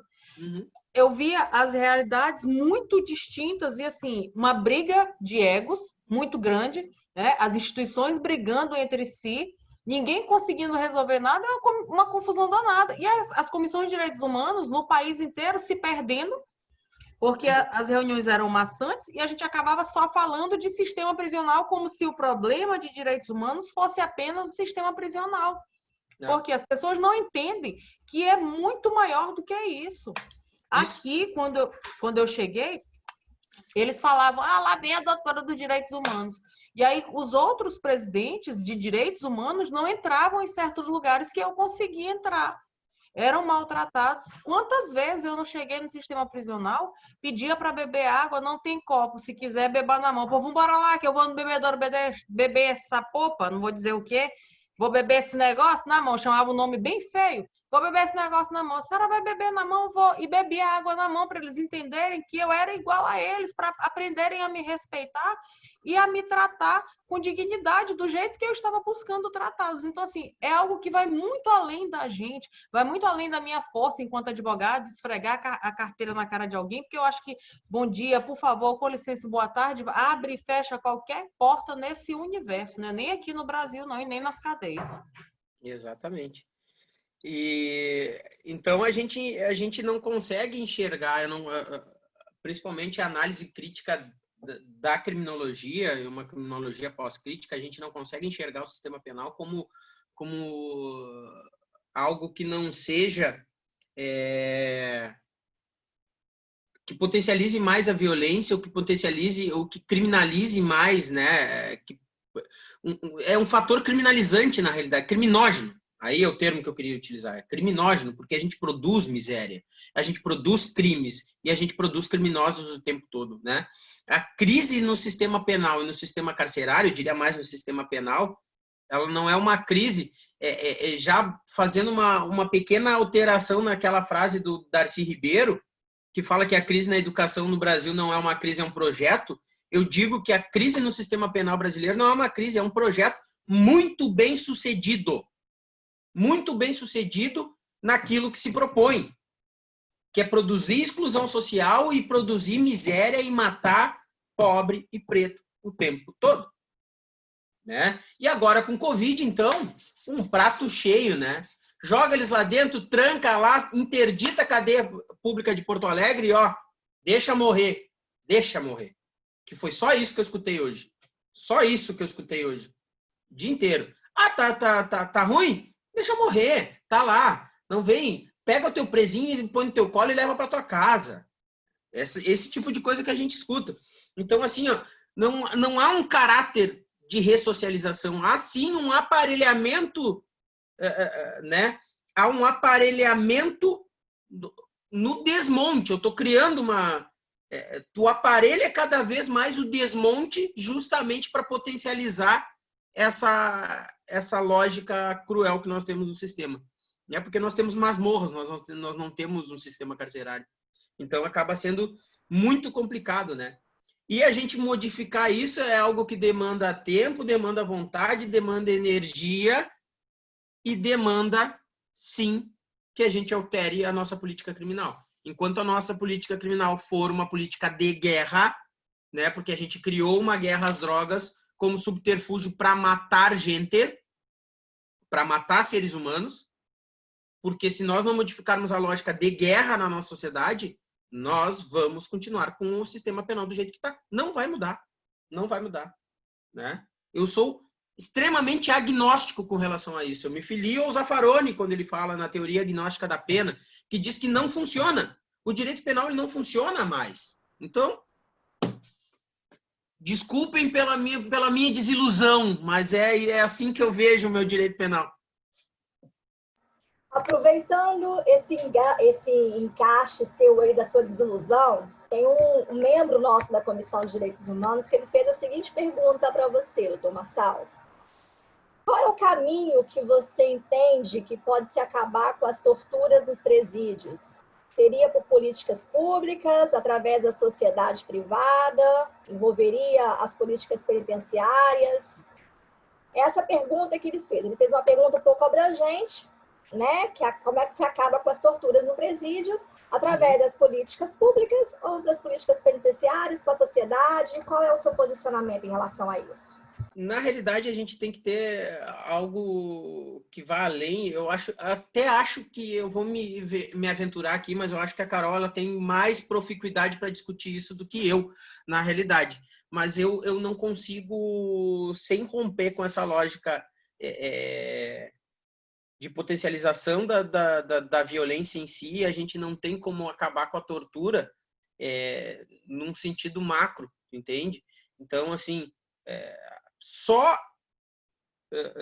eu tenho certas restrições, mas eu acho que é necessário, sim, que a gente busque uma alteração, uma modificação no sistema carcerário, né? Justamente para que a gente possa devolver a humanidade de pessoas ali dentro. Para vocês terem uma ideia, eu conversando com o tenente-coronel Gayer aqui, que presidia a Operação Tarefa no Presídio Central, e a Brigada Militar ela está no Presídio Central desde 1969, quando foi criado, né? Ele me disse o seguinte: quando ele chegou, a primeira inspeção que ele fez na cozinha do Presídio Central, ele viu todas as panelas no chão. E aí ele chamou os cozinheiros e disse assim: nas suas casas as panelas ficam no chão? Não. Então aqui não vai ficar também. Nós vamos melhorar a comida no Presídio Central. Em 6 meses, não, minto, 6 meses é a Operação Tarefa, a Operação Padrão. Em 2 meses, em que ele só fez comida um pouquinho melhor dentro do presídio, não fez nada mais. Um membro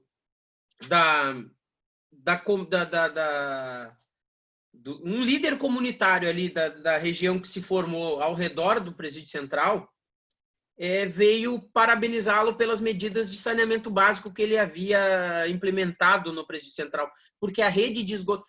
O Presídio Central foi feito numa área rural de Porto Alegre, e depois se criou uma cidade toda em volta. Então, toda aquela rede de esgoto e saneamento básico que nós temos ao redor do Presídio Central, é do Presídio Central.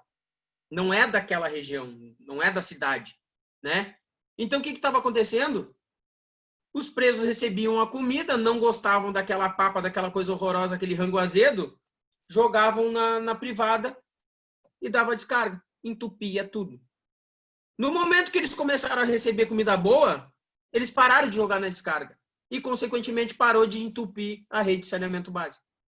Veja, são reflexos na sociedade que o mínimo de humanidade tem, né? Então, essas questões, elas são importantes, né? Então, a questão da tortura vai muito além disso. Vai muito além de uma pessoa apanhar com cacetete ou apanhar com bala de borracha, enfim, tomar choque, vai muito além disso. Esse é o tipo de tortura que a gente verificou em vários outros tempos nefastos e que ainda existe. A gente não nega e a gente não esconde, porque esconder é repetir o passado e não aprender no futuro. Então, a gente não pode esconder que hoje, ainda no Brasil, a polícia é uma das polícias que mais tortura no mundo. Não vamos tapar o sol com a peneira, né? Mas, para além disso, o próprio sistema penal ele é torturante nesse sentido. Então, enquanto a gente não modificar todas essas lógicas, a gente não vai conseguir modificar nada com relação a isso. É isto. Obrigada, doutor Massal.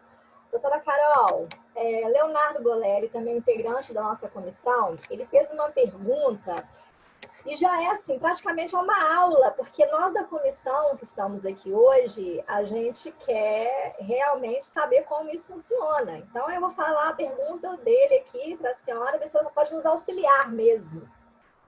Considerando que o Estado é burocrático, quais as dificuldades que você encontrou para aplicar as políticas de melhorias nos presídios do Maranhão e quais os instrumentos legais utilizados?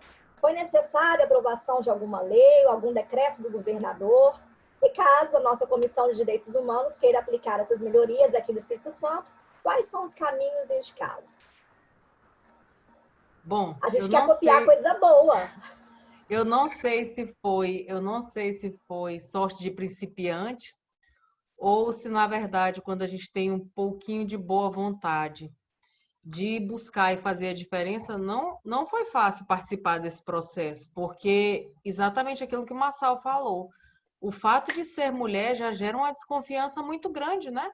As pessoas acham que mulher não tem competência e não tem o que homem tem, me perdoe, entre as pernas, para poder estar dentro do sistema prisional, para poder buscar melhorias, para falar de igual para igual. A gente está conversando aqui, eu estou recordando de alguns momentos que eu passei dentro do sistema prisional para provar que eu era cascadura, mas que eu podia ser doce e podia ajudar, porque é uma desconfiança muito grande. Quem quer ajudar, existe uma desconfiança muito grande. Eu dei aula no sistema prisional para os funcionários, eu dei aula para os auxiliares, né? Eu dei aula de relacionamento interpessoal e ética. Ética eu abandonei a turma. Eu adoeci na última turma e abandonei, porque é muito difícil você tentar ensinar ética para alguém que não tem os valores necessários, porque isso aí são coisas que a gente aprende na infância, né? Vem de casa, de pai e mãe, e aí são os valores que você vai agregando e vai trazendo. Quando eu comecei a dar aula de relacionamento interpessoal, eu era super maltratada.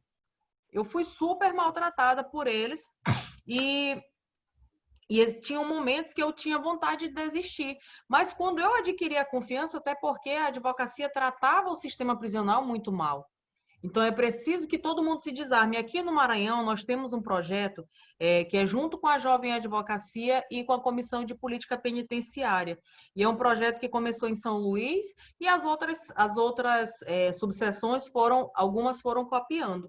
Eu comecei a perceber, porque se fala tanto, eu não sei se aí nos estados de vocês, no seu e lá com o Marçal, se fala tanto em prerrogativas, mas se esquece do principal, que é a ética, né? A gente, quando vai falar, vai acolher o jovem advogado, a gente só fala do artigo 6º, 7º e 7º-A, que ele precisa conhecer, que ele precisa saber, e esquece de falar da educação, que você não adianta você chegar chutando qualquer porta e querendo entrar sem educação, só porque você tem prerrogativa. Não, você tem que ter, em primeiro lugar, educação. Então, eu comecei a perceber que dentro do sistema prisional, as maiores violações de prerrogativas eram cometidas pela própria jovem advocacia, no afã de advogar e de ter a carteirinha vermelha, de se sentir o superpoderoso, acabava que violava. O meu presidente, à época, eu já trabalhava feito um burro de carga para a advocacia e eu acho que ele, não contente com tudo que eu fazia, ele me colocou para coordenar o núcleo de defesa de prerrogativas estadual. Esse homem quer me matar. E ele nunca chegou para mim e disse assim, você quer, você pode, não. Olha, tá aqui a portaria, o cargo é teu. Então, missão dada sempre foi missão cumprida e cumprida com muito louvor e com muito orgulho e amor pela advocacia, porque o nosso trabalho é totalmente gratuito. Tem colegas que não entendem isso, né? E aí a gente começou a perceber isso e eu chamei o presidente da Jovem Advocacia. Vem cá, meu filho, vamos conversar o seguinte.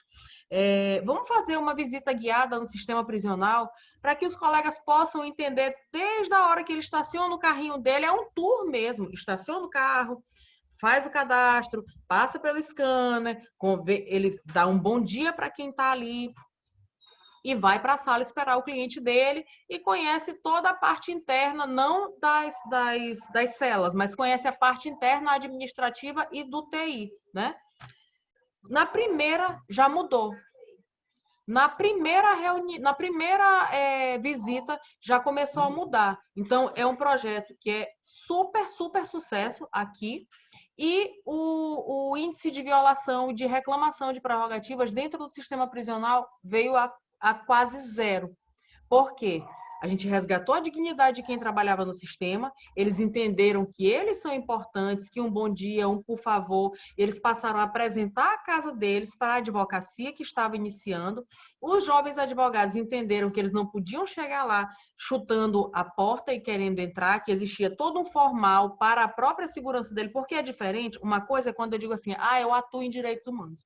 Uma vez uma colega disse, porque eu atuo em direitos humanos, e vamos embora bem aqui. Levei ela na cadeia para conhecer a comida da lasanha da desgranha. Meu Deus, doutor, é muito difícil. Pois é, eu não posso só bater no peito e dizer que eu faço, eu tenho que fazer. Então, é bem diferente. Então, a partir daí, as coisas começaram a mudar. O secretário de administração penitenciária, na época, eu nunca me esqueço da primeira reunião que eu participei, eu não sabia nem falar direito, eu nem falava isso tanto que eu falava não. Primeira reunião que eu participei, eu peguei o microfone. Oi, meu nome é Carol. Quase não sai a voz.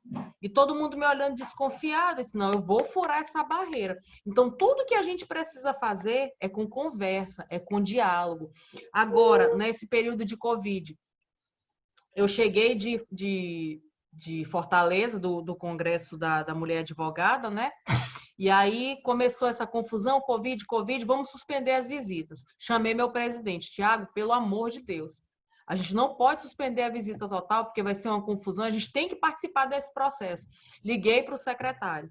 Secretário, vamos fazer uma portaria conjunta estipulando regras de videoconferência para que a advocacia não perca o seu contato com o seu cliente, para que eles não percam contato com o mundo externo e para que a gente tome conhecimento. E aí, o Marçal sabe do que eu estou falando, que quando a gente atua e percebe tortura, a gente não vai fazer pergunta objetiva, não. A gente tem as perguntas específicas que a gente faz, sim, sim, não, não e pronto. Conversa privada relativa ao artigo 7º do nosso estatuto é privada, não é para se conversar emergencialmente. E aí, houve uma resistência muito grande por parte do meu presidente, como é que vai ser isso, que eu não sei o quê. E eu, pressão, conseguimos assinar a portaria conjunta. Tudo que a gente faz aqui é conjunto. Eu não deixo passar nada para que a SEAP tome as rédeas e faça sozinha. Tudo precisa ter o aval da advocacia. Nós derrubamos essa videoconferência que eles queriam implementar sem terem conversado com a advocacia. Não, quem vai sofrer somos nós. Então, nós é quem precisamos saber. No momento anterior, quando chegou a pandemia, foi necessário, e aí era a vez da gente dar as cartas e buscar as medidas do jeito que a gente queria. E aí fizemos isso. Depois eu posso até disponibilizar para ti, Vanessa, e para ti, Manuela, se o Marçal quiser também, todas essas coisas que a gente foi buscando fazer aqui. E aí conseguimos suspender a visita.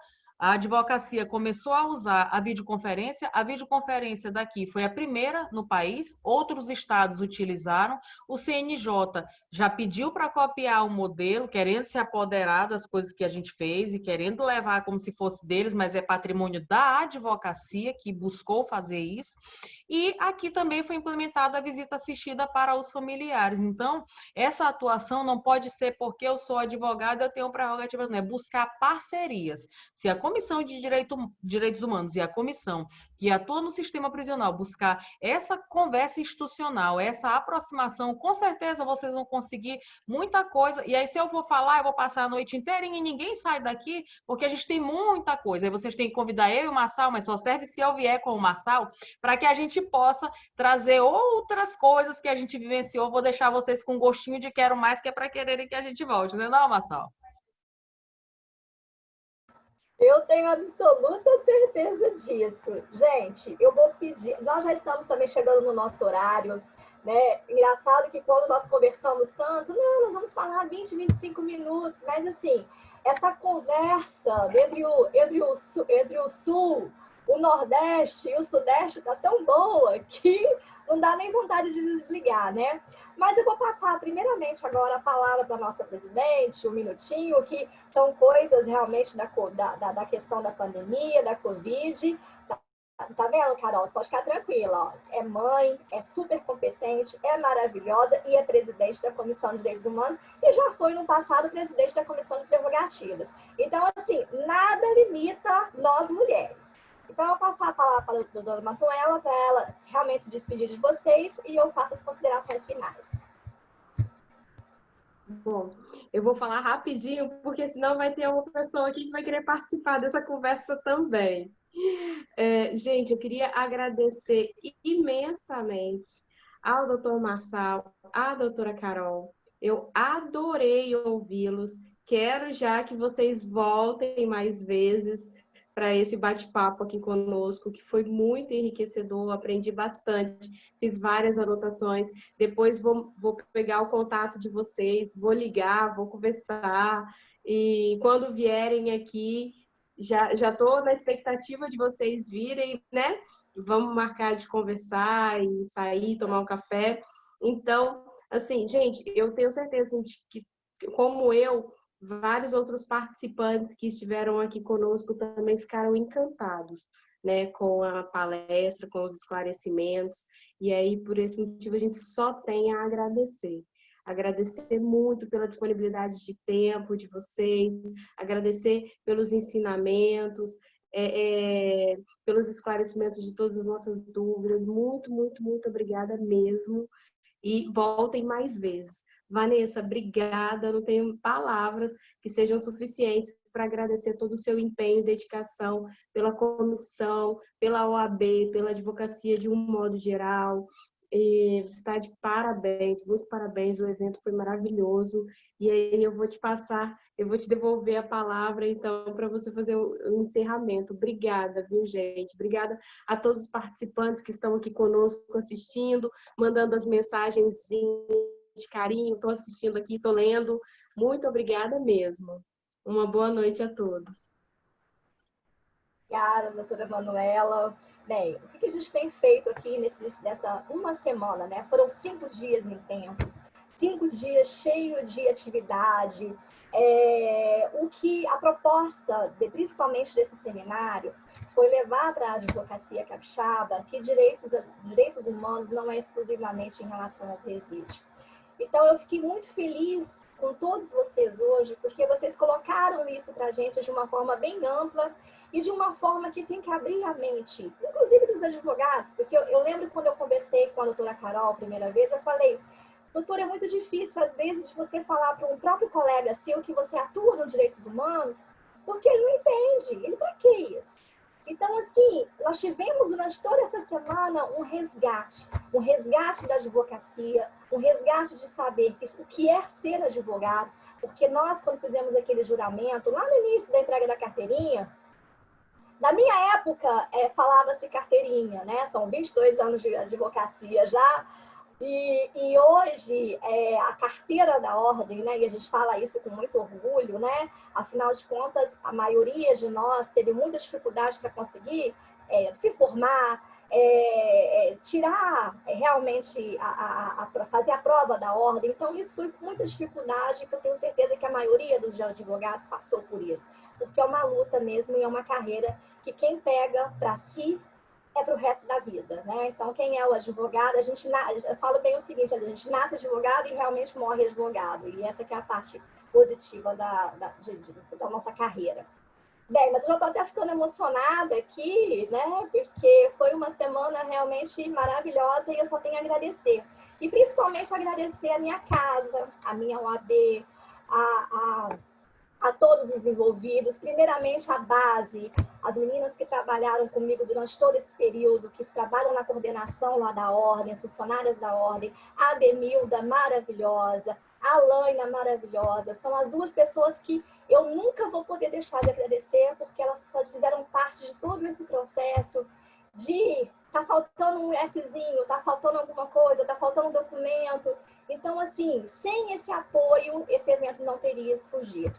O apoio também que eu tive bastante foi logo no início da ideia de fazer esse seminário, que foi do Dr. Rodrigo Horta, que é conselheiro estadual, foi nosso presidente da Comissão de Direitos Humanos, foi uma pessoa que falou, não, nós vamos fazer. No meio do caminho, ele teve que se ausentar, e aí quem veio apoiar foi o Dr. Alberto Nemer, que é o nosso coordenador de comissões. Então, assim, e por último, claro, com todo o aval da nossa presidência, através do Dr. José Carlos Henrique Filho, que é o nosso presidente da UAB aqui do Estado do Espírito Santo.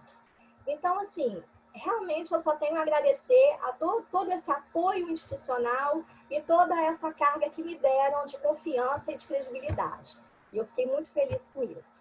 Bem, eu precisava fazer esse agradecimento público e ficar registrado realmente, porque foi muito importante para todos nós advogados e principalmente para a Comissão de Direitos Humanos, aonde todos os membros da comissão têm um dedinho aqui dentro desse evento que nós fizemos.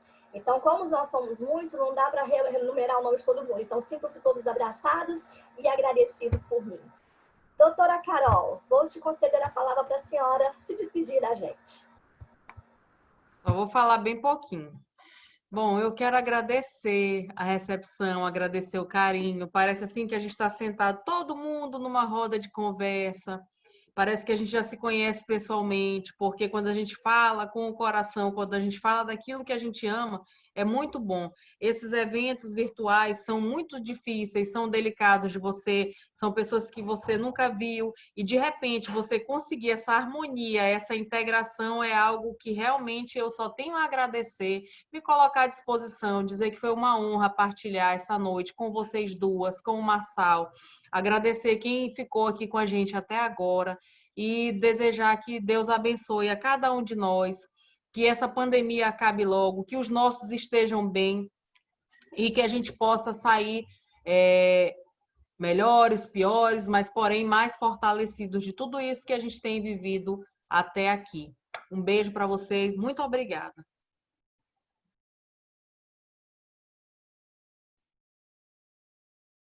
Bom, gente, muito obrigado. Eu gostaria de agradecer imensamente pelo convite, pelo carinho, pela noite maravilhosa que nós passamos juntos hoje, pela troca de experiências, por conhecê-los. Eu acredito que nós nos constituímos enquanto seres na medida em que a gente vai incorporando um pouquinho de cada pessoa que passa nas nossas vidas, né? E com certeza, a partir de hoje, eu sou uma pessoa melhor por ter convivido um pouquinho com vocês e tenho certeza que temos muito ainda para viver e para nos trocar, né? E nessa nossa caminhada, eu acredito muito nisso, né? E é muito bom e é motivo de muito orgulho a gente estar na casa da democracia, né? Porque a OAB é uma das instituições mais antigas do Estado Democrático de Direito, que lutou com unhas e dentes pelo fim da ditadura militar e lutou ao lado da democracia desde sempre, né? E estar numa reunião, e repito, é motivo de muito, muito, muito orgulho e muita admiração estar junto de mulheres hoje aqui nessa noite incrível, é motivo de muito orgulho e muita admiração. Então, muito obrigado. A noite foi perfeita. Eu só tenho a agradecer e me colocar sempre à disposição da OAB, sempre à disposição de vocês e me colocar sempre, né? São os meus préstimos e a minha oferta é de amizade sempre. Muito obrigado. Obrigada novamente, doutor Marçal, doutora Carol, minha presidente, doutora Manuela. Bem, gente, nós terminamos esse seminário de direitos humanos com um gostinho de quero mais. Então, vamos aí trabalhar um pouquinho para que em breve a gente volte com ele. E lembrando que, a partir de terça-feira, dia 11, dia da advocacia, começa a Semana da Advocacia aqui na OAB do Estado do Espírito Santo. Faça a sua inscrição, o e-mail está lá, todas as páginas sociais, já está lá o linkzinho para você fazer a inscrição pelo Credenciei. Terão também 4 dias maravilhosos, cheios de aprendizado, cheio de coisas positivas para todos nós advogados. Uma boa noite a todos. Para essa sexta-feira, 9 horas da noite, não teria um melhor momento para terminar do que com esse sorriso com a doutora Carol, com a doutora Manuela na tela e com o doutor Marçal aqui, falando principalmente que a gente conseguiu até abrilhantar a noite de cada um. Então, um beijo no coração de todos e muito obrigada. Tchau, tchau.